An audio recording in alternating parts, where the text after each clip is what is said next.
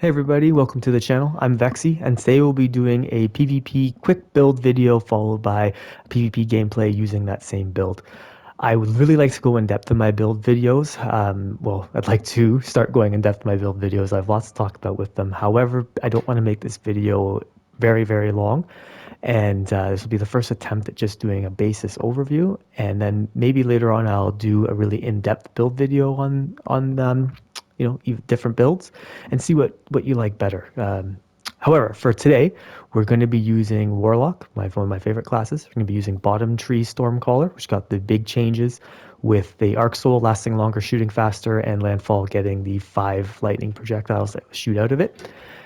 I'll be pairing it with Getaway Artists, naturally. And with Getaway Artists, one thing I will be talking about, and I have a couple of clips coming up here just to kind of show it to you, is I see a lot of people when they use Getaway Artists, which let me just go over it real quick for you. Essentially, you hold down L1 or whatever your grenade throw button is, and it converts your grenade, and it consumes it and gives you an Arc Soul that shoots up that helps you out. This Arc Soul lasts for 20 seconds and shoots faster and does more damage, or theoretically overall, than your regular Arc Soul that you get from using Bottom Tree Stormcaller.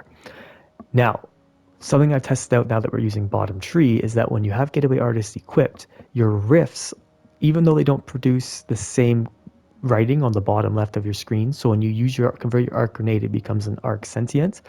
But when you use your rift, it just says Arc Soul. However, that Arc Soul does the exact same damage, exact same fire rate as your Arc Sentient. The only difference is that it only lasts for theoretically 14 seconds in the rift, and then as soon as you step out, it starts to counter down for 13 seconds, so 7 seconds less.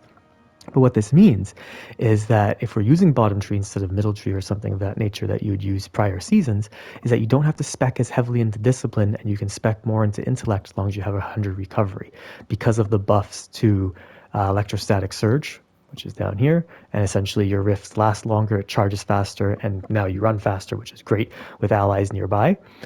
So you always have essentially an Arc Sentient up at all times. And this also lets you get your intellect back faster, so you can get your super faster. Maybe you can squeeze in 3 per game. As I said before, this is a quick build video here. I will not be going in depth into different things here, but I can, given doing that later if that's what people would like. So as I said before, I wanted to go over the differences with the rifts with Getaway Artist and Getaway Artist on and Getaway Artist off. So here, I've taken Getaway Artist off, and I had my buddy Jesse come into a game, and what I did was I sat in the rift, and I said, okay, let's see how many shots it takes and how fast it fires. You can see that it hits him for 3 times at 11 damage, and it fires a lot faster than it used to before, but,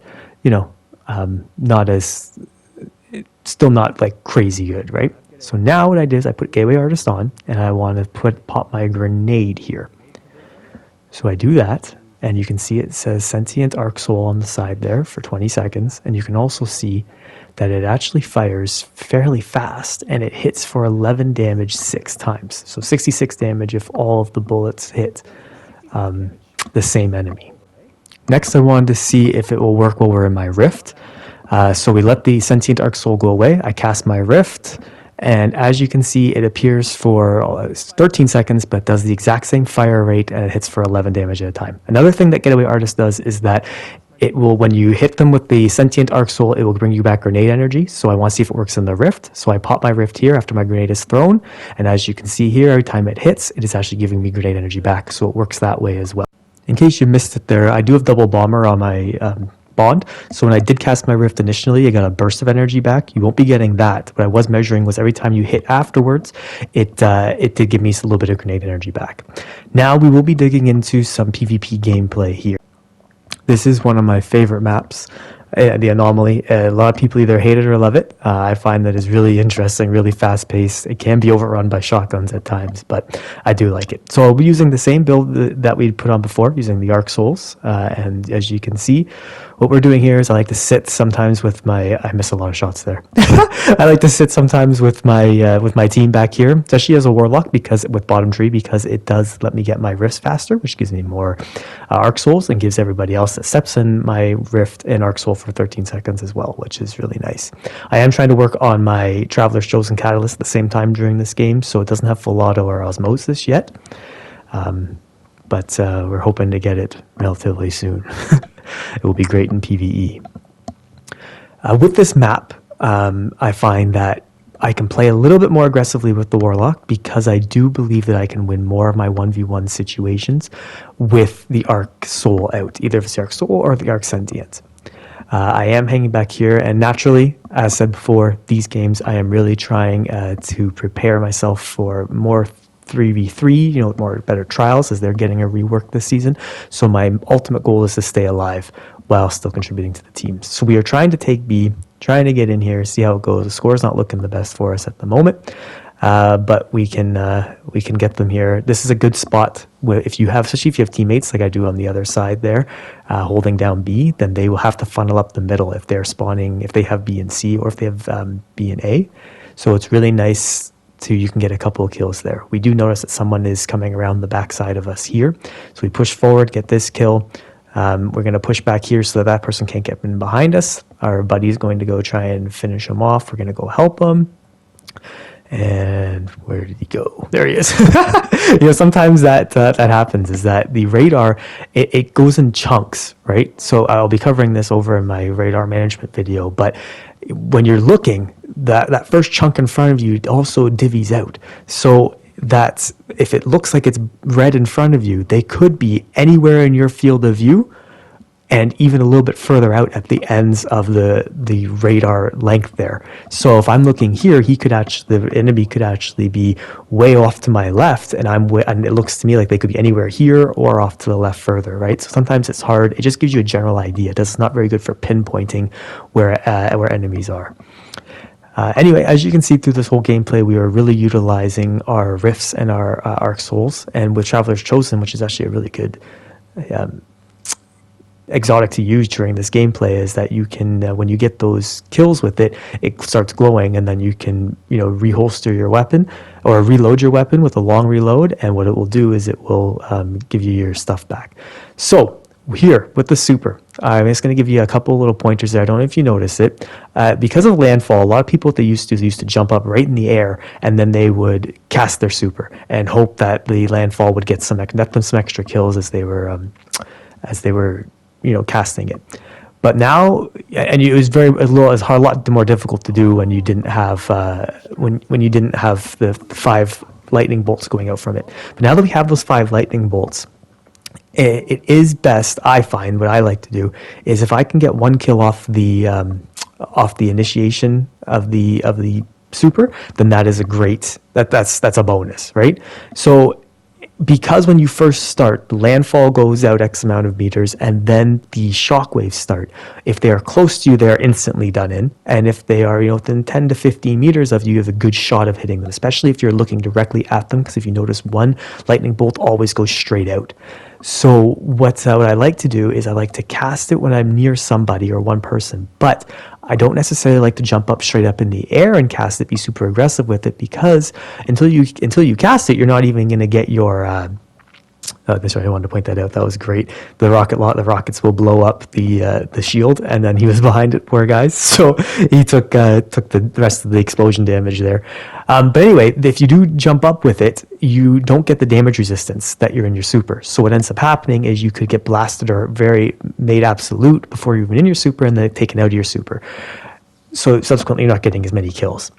So what I find is that unless there is a roaming super around me or underneath me, I'll just cast it straight up, just standing straight up, maybe a small little bunny hop into the air, because I know that those arc bolts, especially if one person's directly in front of me, is going to net me at least 1 kill. The only time that I really jump up is if there's going to be a super, like let's say a Fist of Havoc, right, coming at me, or an Arc Strider coming at me, then I can jump up and then cast it, because that will instantly delete that super.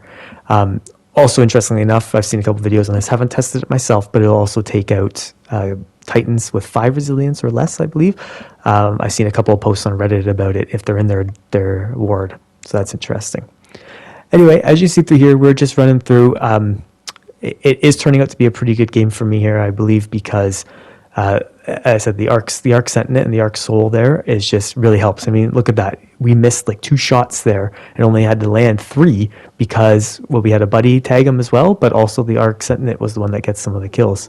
I actually noticed when I was doing this gameplay that my progression for the Catalyst wasn't going up as fast for the Traveler's Chosen, and I realized that it's because when I'm engaging with the Arc Sentinel with my Traveler's Chosen out, it's not doing as the Arc Sentinel is the one that's getting the sentience, is the one that's getting the kill. Anyway, there we landed here. I'm going to see if I do this correctly here with this super coming up. We're going to run in and then boom, just cast it right there. See, just did a little bunny hop and then the landfall and the other stuff will get it for you. We'll get the net you the kills. Also, a good thing to do is to always have your Arc Sentinel out before you cast your super if possible, because it helps you get extra damage in. And also when you can burst glide, so you can kind of do the equivalent of the Warlock skate while you're in your super, and that will help you get around faster. We pick up heavy again. Looking around over here, we see a guy that was down there, but we can't see where he is, but we do see bees being taken. Let's come over here, get a better view, lock on, and boom, get him. Good. Come back around here. That is a great area back here at heavy for holding down B. If you have a pulse rifle, scout rifle, sniper, even a hand cannon, even an auto rifle, it's not even that far away. It's 29 meters away, so it's great for cover, and people aren't necessarily expecting it because they're always worried about it's such an open vantage point, right? So it's really beneficial to capture B as soon as possible on this map. So we're just going to hold this position here. We know that we've got a sweet spot. We know they're not spawning to our right. We know they're spawning to our left. We know that they're pushing for B, and they are very aggressively pushing for B. So we're going to throw down a rift. I didn't make it. I was like, oh, I hope I make it. So that's a problem right there. When you're using your rift, you never want to be using the rift out in the open like I just did. You want to, it extends out a couple of meters. I don't know the exact measurements. Have to measure these things. Let's just say 5 meters maybe. So you can cast it there. As long as you're within it, you're going to be fine. Here we come up. We're at 124. We just need one more kill, and boom, that should do it. Yes, there we go. So that was a quick build video followed by a little bit of some things I wanted to just go over with the Arc Soul, Arc Sentinel, just so people can see the differences there, how it works with Getaway Artist, and then the gameplay here, which actually turned out to be pretty good for us. So anyway, thank you for stopping by, and have a great day.